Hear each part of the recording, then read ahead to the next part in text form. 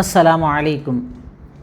وصیت، ول، ایک ایسی چیز جو اسلام میں بہت زیادہ ضروری ہے، پر لوگ اسے کوئی اہمیت نہیں دیتے، اور اس کے نتیجے میں گھر میں جھگڑے ہیں، لڑائیاں ہیں، بھائی بھائی آپس میں بات نہیں کرتے، اولادوں کے تعلقات ٹوٹے ہوئے ہیں، اور اس کی بیسک وجہ ہوتی ہے ماں باپ کا وصیت نہ کرنا۔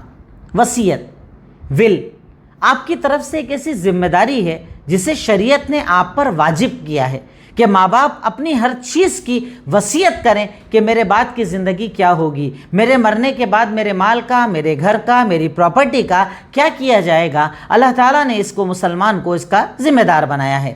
اللہ کے نبی نے ارشاد فرمایا، ما حق امرئ مسلم لہ شیء یرید ان یوصی فیہ، کہ کسی بھی مسلمان کے پاس اگر کوئی ایسے حق والی چیز ہے جس کی وہ وصیت کرنا چاہتا ہے تو 2 رات بھی بنا وصیت کے نہیں گزرنا چاہیے، یعنی رات گزارنے کے پہلے وصیت کر دو، جو پراپرٹی نہیں ایڈ ہو اس کی وصیت کر دو۔ یہ وصیت آپ کی ذمہ داری ہے، یہ وصیت آپ کا فرض ہے کہ آپ اپنی ہر چیز کو لکھ دو تاکہ آپ کے بعد آپ کے بچے پریشان نہ ہوں۔ وصیت کئی چیزوں کی ہوتی ہیں۔ اگر آپ انبیاء کرام کی وصیتوں کو دیکھیں تو حضرت ابراہیم نے اپنے بچوں کو وصیت کی کہ اللہ تعالیٰ سے ڈرنا اور توحید پر قائم رہنا۔ اللہ کے نبی نے وصیت کی تو کہا غلاموں کا خیال رکھنا، نماز پڑھنا۔ تو ایسے ہی ماں باپ کی ذمہ داری ہے کہ اپنے بچوں کو وصیت کریں، انہیں کہیں کہ ہمارے بعد اچھی زندگی گزارنا، نماز روزے کی پابندی کرنا، ایک اچھا انسان بن کر اپنی زندگی گزارنا۔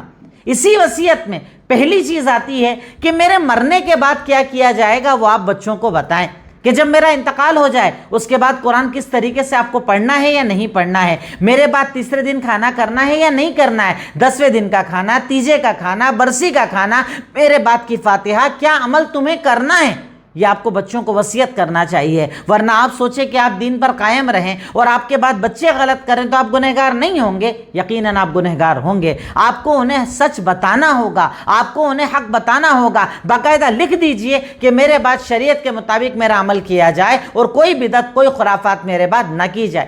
دوسرے نمبر پر قرض۔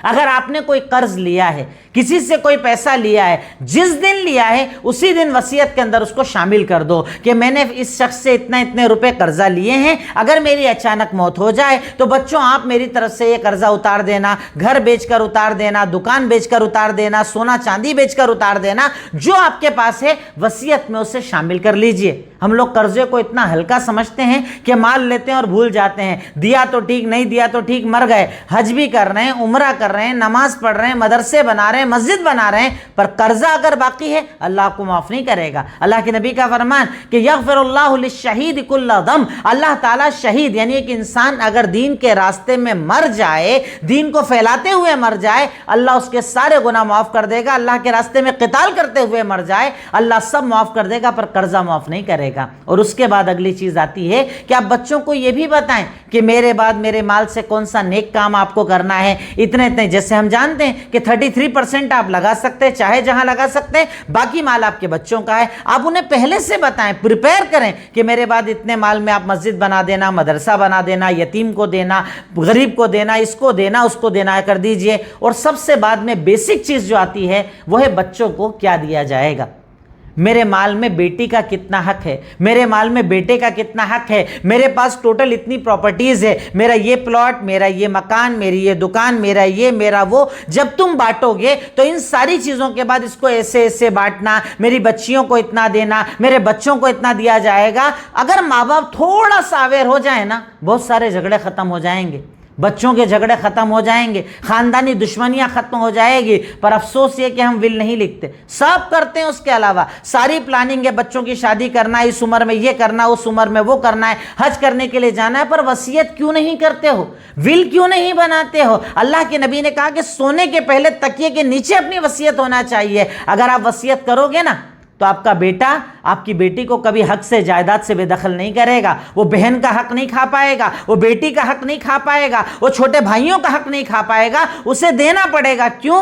کیونکہ میرے پاپا میری ممی نے رجسٹرڈ ول بنا دی ہے، وصیت بنا دی ہے، میں چاہوں نہ چاہوں مجھے دینا پڑے گا۔ اور اس کی وجہ سے آپ کے بچے مل کر رہیں گے، ان میں دشمنیاں نہیں آئیں گی، ان میں نفرتیں نہیں آئیں گی۔ اور اگر ان ساری نفرتوں کی وجہ آپ ہو، آپ نے پراپر اپنے سسٹم کے ساتھ ول نہیں بنائی ہے، آپ کو قبر میں بھی عذاب ہوگا، آخرت میں عذاب ہوگا، جہنم کا عذاب ہوگا۔ اس لیے اللہ کے لیے ول بناؤ۔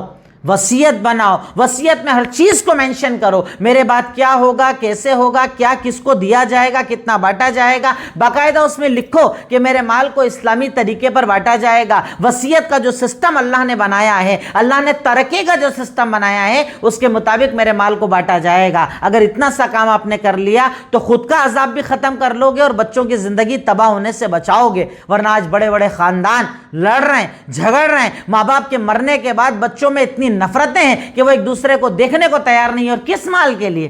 جس مال کو تم چھوڑ کر قبر میں اکیلے جا رہے ہو نا، انہیں بھی چھوڑ کر جانا ہے۔ مکان کے لیے لڑ رہے ہیں، دکان کے لیے لڑ رہے ہیں، مال کے لیے لڑ رہے ہیں، جس میں سے کچھ بھی لے کر نہیں جانا، کفن بھی خالی ہے اور ہاتھ بھی خالی ہے اور جانا قبر میں ہے، پر لڑ لڑ کے ساری زندگی تباہ کر رہے ہیں۔ کیوں؟ کیونکہ ماں باپ نے اپنی ذمہ داری کو پورا نہیں کیا۔ آج آپ کے پاس موقع ہے، صحت ہے، تندرستی ہے، اپنی وصیت بنا دو، اپنی ول بنا دو، وصیت کیجئے اور اپنے بچوں کو جھگڑوں سے بچائیے۔ اللہ تعالی ہم سب کو وصیت کرنے کی توفیق عطا فرمائے۔ السلام علیکم ورحمۃ اللہ۔